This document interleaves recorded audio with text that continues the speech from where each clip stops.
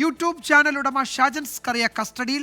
അപകീർത്തികരമായ വാർത്ത നൽകി എന്ന മാഹി സ്വദേശിയുടെ പരാതിയിലാണ് തിരുവനന്തപുരം സൈബർ പോലീസ് കസ്റ്റഡിയിലെടുത്തത്. ഷഫീദ് റാവുത്തർ വിവരങ്ങൾ നൽകും.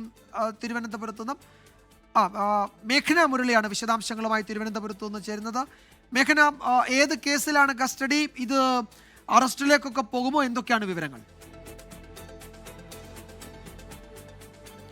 വിജയകുമാർ, യൂട്യൂബ് ചാനൽ ഉടമ ഷാജൻ സ്കറിയയെ അല്പസമയത്തിനകം തന്നെ അറസ്റ്റ് ചെയ്യാൻ സാധ്യതയുണ്ട് എന്നുള്ളതാണ് നമ്മൾ അറിയുന്നത്. ഇപ്പോൾ തിരുവനന്തപുരം സൈബർ പോലീസിന്റെ കസ്റ്റഡിയിലാണ് ഷാജൻ സ്കറിയ ഉള്ളത്. അതിൽ പ്രധാനമായും ഈ കേസിന്റെ പശ്ചാത്തലം എന്ന് പറയുന്നത് മാഹി സ്വദേശിയായിട്ടുള്ള യുവതി കൊടുത്ത പരാതിയാണ്.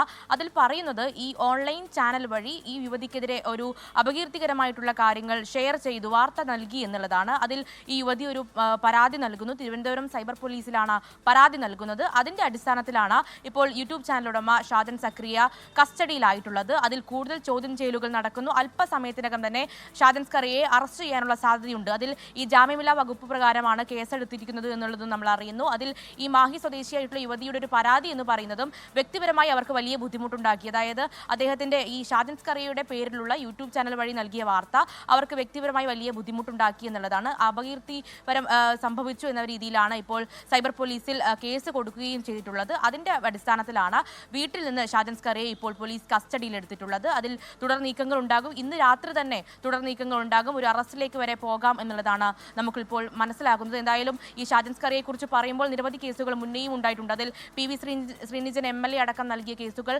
കള്ളപ്പണം വെളുപ്പിക്കൽ കേസ്, അങ്ങനെ നിരവധിയായിട്ടുള്ള കേസുകൾ മുന്നേയും ഉണ്ട്. ഇങ്ങനെ അറസ്റ്റ് ചെയ്ത് ജാമ്യത്തിൽ വിടുകയും ചെയ്തതാണ്.